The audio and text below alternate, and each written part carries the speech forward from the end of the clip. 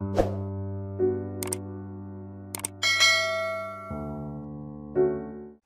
तकल्लुफ़ करें ये कहने में, जो भी खुश है हम उससे जलते हैं। जॉन एलिया का ये शेर जब भी सुनता हूँ मेरे इर्द गिर्द एक सवाल घूमने लगता है, ये पोइट्री है या फ़लसफ़ा। जॉन एलिया अमरोहा उत्तर प्रदेश से थे।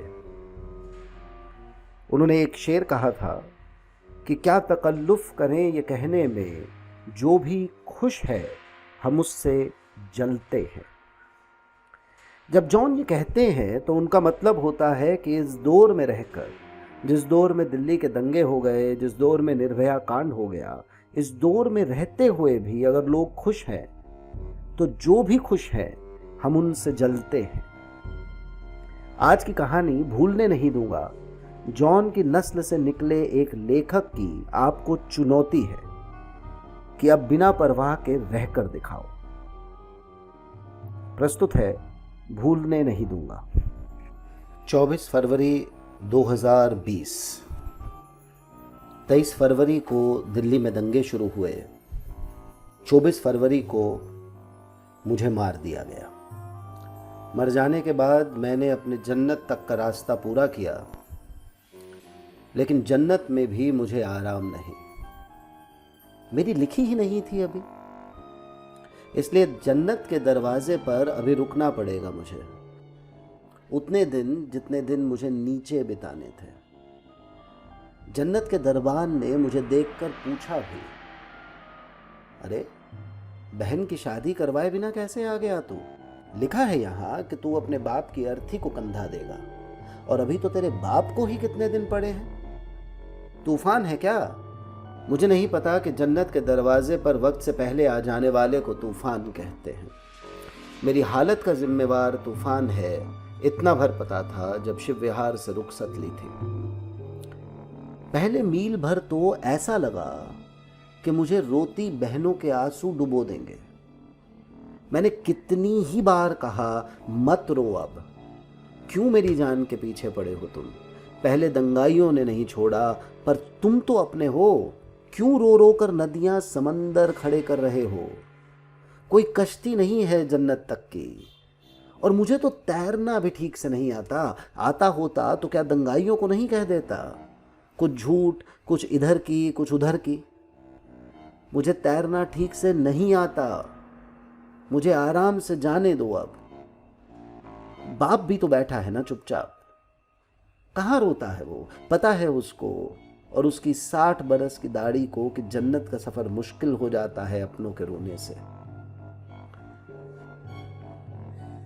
जब अपनी रूह के पीछे पीछे निकल पड़ा था मुजफ्फराबाद मेट्रो स्टेशन के नीचे से, तो कई मीलों तक माँ की दुआ भी साथ चलती आई थी, सुख से रहना बेटा। पर माँ के घुटनों का ऑपरेशन होना है अभी।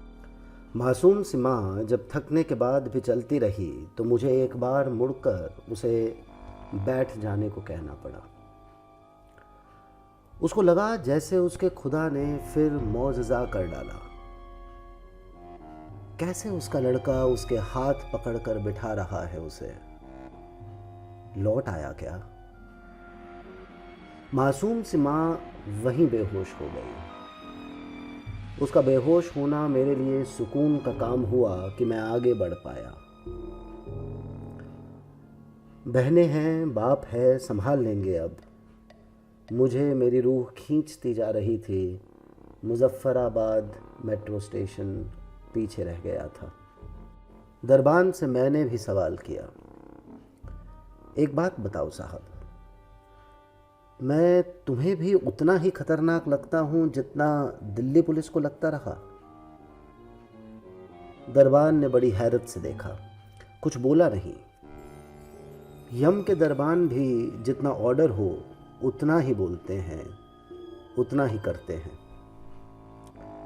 कायदा कानून उन पर भी उनके आकाओं का ही चलता है। मुझे बड़ी हैरत हुई कि यहाँ भी बिल्कुल मिलता जुलता प्रजातंत्र है। मैंने फिर पूछा, साहब एक बात बताओ, ये जो 5-5 गोलियां लगी हैं मुझे और जो तलवार के गहरे जख्म हैं, इसमें से निकलता खून तुम्हें भी दिल्ली पुलिस की तरह पराया लगता है? नहीं लगता तुम्हें कि तेरे जैसे का ही खून है, तेरा खून है?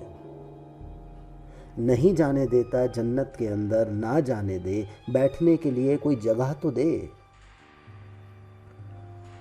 उनको भी कहता रहा था, नहीं रोकते दंगाइयों को, मत रोको, मुझे तो बचा लो।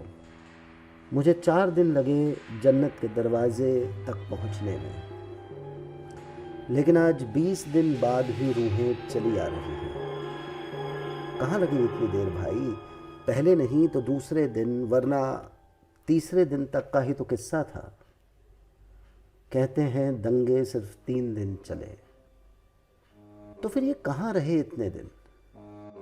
तूफान मर तो जाते हैं, लेकिन अपनी लाश के आसपास ही मंडराते रहते हैं, तब तक जब तक घर वालों को लाश मिल न जाए।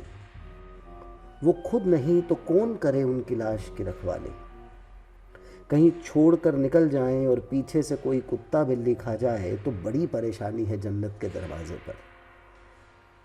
यहाँ ये हिसाब है कि रूह आए तो अपने जिस्म की पहले शनाख्त करवाए। बिना रिकॉर्ड मैच हुए वैसे भी आगे का रास्ता नहीं देते। दस्तावेज यहाँ भी, दस्तावेज वहाँ भी। रूह तक को आदत हो गई है दस्तावेज बचाए रखने की। दोस्त है मेरा यहाँ जन्नत में, ईश्वर चंद। ईश्वर चंद तो तब तक मंडराता रहा जब तक घर वालों ने जिस्म को जला नहीं दिया। अगले दिन जब राख ठंडी हुई तब चला मौजपुर शमशान घाट से। और अब जन्नत के दरवाजे पर जब अपने जिस्म की शिनाख्त करा रहा है तो मुसीबत यह है कि उसका चेहरा पेट्रोल बम से इस कदर जला हुआ है कि दरबान मानने को तैयार नहीं कि इस रूह का वही जिस्म है। खैर, अब जाएगा बायोमेट्रिक वालों के पास, देगा अपनी उंगली के निशान, फिर वो करेंगे लाश के साथ उसका मिलान। मिल गए तो आगे, नहीं तो बैठा रहे यहीं कैंप में। कितने ही कैंप देख लिए मैंने, नीचे कैंप, ऊपर कैंप, हर जगह हमारे लिए सिर्फ कैंप। राशिदा बहन का मुश्किल है कैंप से निकल पाना। 17वें दिन पहुंची थी यहां और उसको तो घर में ही जला डाला था, पूरी तरह जल गई थी बेचारी। अब उसकी रूह दे भी दे उंगली के निशान, लेकिन उसके जिस्म से कैसे लेंगे? कहते हैं और भी तरीके हैं वैसे शिनाख्त के, देखो क्या करते हैं हुक्मरान। ये दस्तावेजों का चक्कर बड़ा अजीब रखते हैं। हो तो शक से देखता है दरबान, नहीं हो तो कई तरीके बताने लगता है दस्तावेज जुटाने के। मुझे तो समझ ही नहीं आता कि अगर तरीकों से जुट ही जाएंगे तो फिर इस सब झमेले का फ़ायदा क्या?